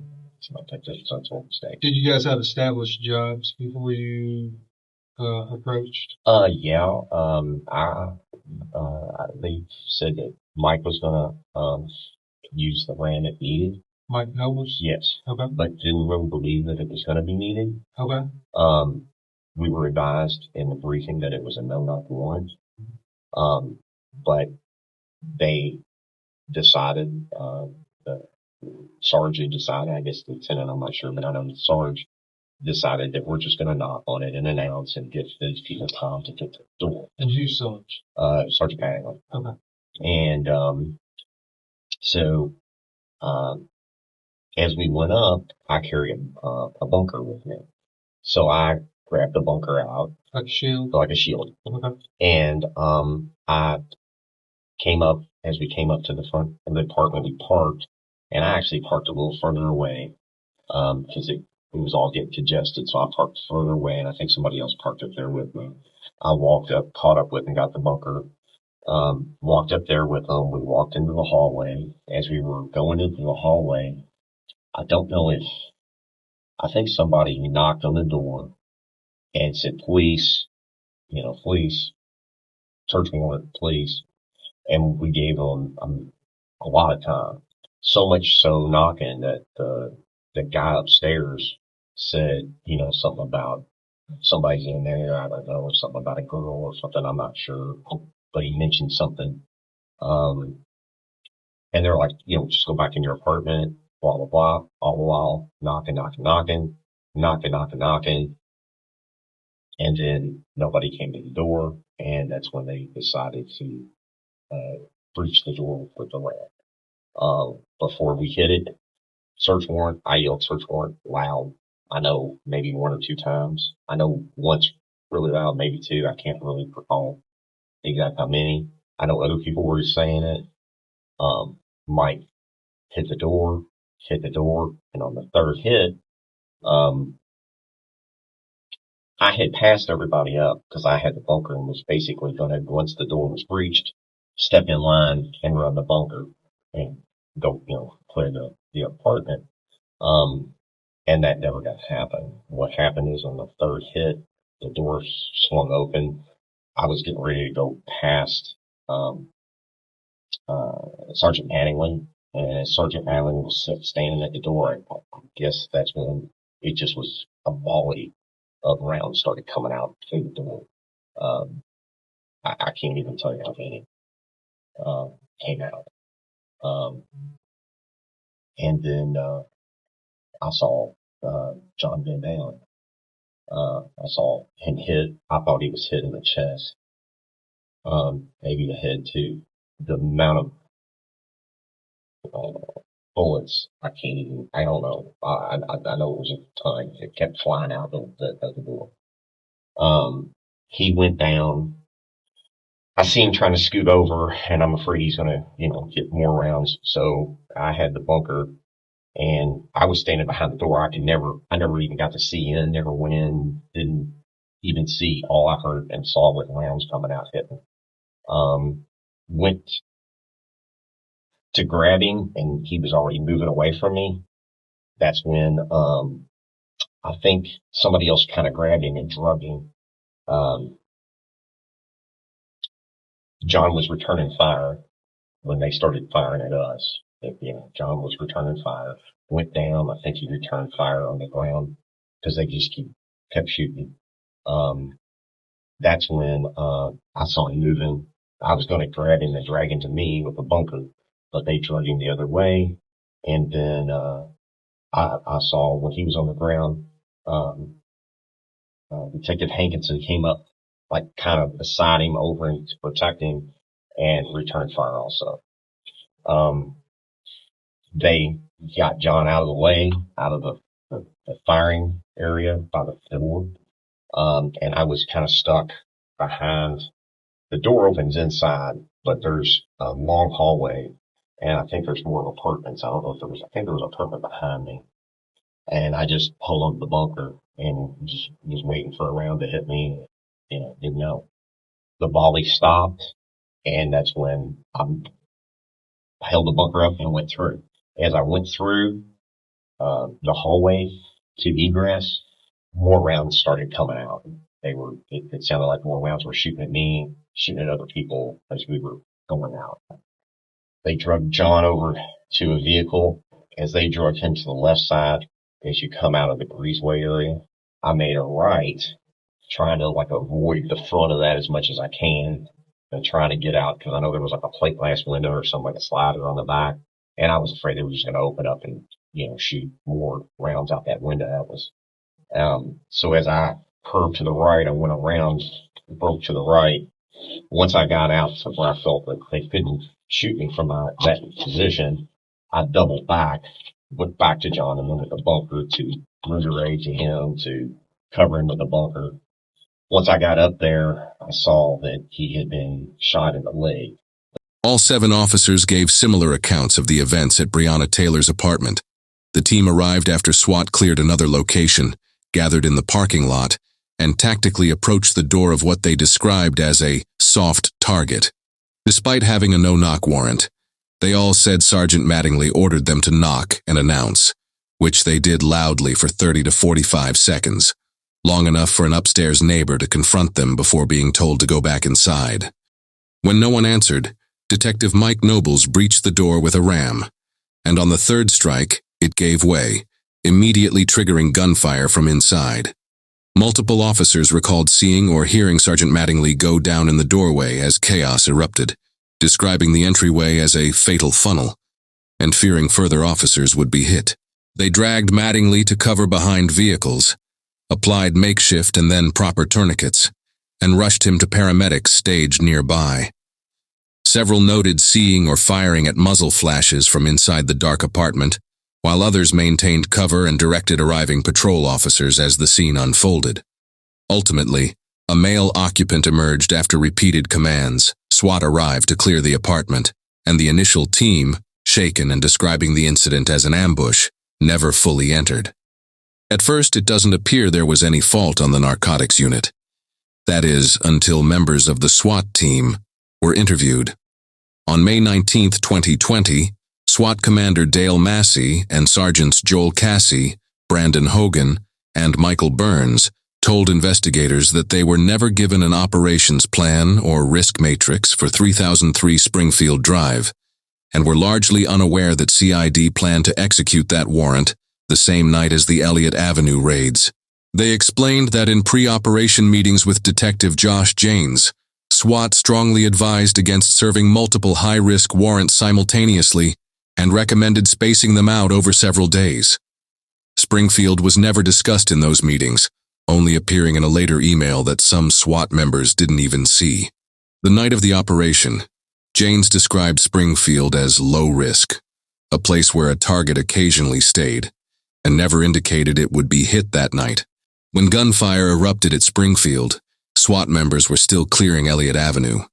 They rushed to the scene in armored vehicles to find chaos, more than 20 officers aiming rifles at the apartment, one officer shot, and conflicting reports about automatic gunfire. SWAT secured the apartment within minutes, locating a deceased female inside. SWAT leadership criticized CID for poor communication, saying that if they had known Springfield was tied to the same criminal syndicate as Elliott Avenue, they would have insisted on handling the warrant themselves. They emphasized that their tactics prioritize life over narcotics, and that executing simultaneous warrants without SWAT presence was dangerous and avoidable.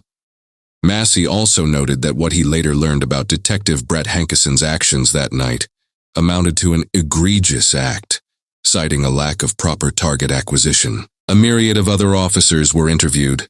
Body camera footage was reviewed. Search warrants obtaining phone records of Kenneth Walker and the officers involved in the shooting were obtained. Police records from Kenneth Walker's phone paint a far different picture than the media portrayed.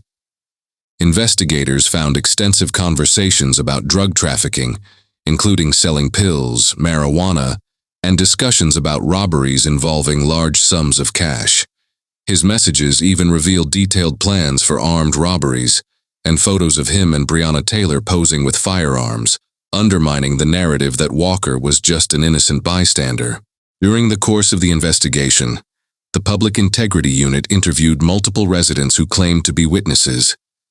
One witness recalled waking up to gunfire and seeing police with assault rifles using her car for cover as they worked to extract the suspect who had shot an officer. Another neighbor, arriving to pick up his daughter that night, said he was ordered back inside by armed men before hearing a series of gunshots and police shouting, "This is the cops." A third witness said her children immediately recognized the police knocking, later recording video of officers removing a crying man from the apartment as SWAT moved in. Several residents described seeing officers evacuate the wounded officer and, through door peepholes, the lifeless body inside Breonna's apartment. Between May and July 2020, the investigation into Breonna Taylor's death shifted to the Kentucky Attorney General's office after Commonwealth Attorney Tom Wine recused himself due to conflicts. PIU investigators held multiple briefings with LMPD leadership, raising concerns about Major Kim Burbrink's involvement after she challenged their findings during a WebEx meeting. Investigators interviewed Detective Joshua Janes, who admitted his affidavit wording about suspicious parcels linked to Jamarcus Glover was misleading, leading to further review for possible criminal actions. They gathered additional evidence, including scene reconstructions, digital records, and DNA samples, while prosecutors requested secure handling of case files. By late June 2020, investigators confirmed through Faro analysis that one of Brett Hankison's bullets fired through a patio door struck Breonna Taylor, while Kenneth Walker's attempted murder charge was dismissed, and Chief Steve Conrad was fired, replaced by Deputy Chief Robert Schroeder. On June 23rd, Hankison was terminated for blindly firing into Taylor's apartment, and in September, the city announced a $12 million settlement with Taylor's family alongside promised police reforms. That same month, a grand jury indicted Hankison for endangering neighbors, but declined to charge any officer for Taylor's death, prompting a 2021 Justice Department probe that later found Louisville police engaged in unconstitutional practices. Over the next 2 years, Walker settled lawsuits for $2 million. Hankison was acquitted on state charges, and federal prosecutors pursued civil rights charges, eventually securing his conviction in November 2024. In July 2025, Hankison was sentenced to nearly 3 years in prison, marking the first conviction of an officer involved in the raid that killed Breonna Taylor. Breonna Taylor's death was a tragedy. There's no way around that. But the story America was sold wasn't the full truth. Breonna hadn't worked as an EMT for years. She was tied to drug dealers poisoning her own community, and the warrant that brought police to her door was lawfully signed by a judge. Multiple witnesses confirmed police knocked and announced, yet her boyfriend, who first told police she fired the shot, opened fire, sparking the chaos that ended her life. The narcotics unit failed to properly coordinate with SWAT, and Brett Hankison's reckless, targetless gunfire made a bad situation worse. But sentencing him to prison is absurd. Meanwhile, the city of Louisville bowed to Black Lives Matter pressure, abandoning Officer John Mattingly, who was shot in the line of duty. There's blame on all sides, but the media never wanted to tell you that. This case wasn't just a tragedy, it was a failure at every level.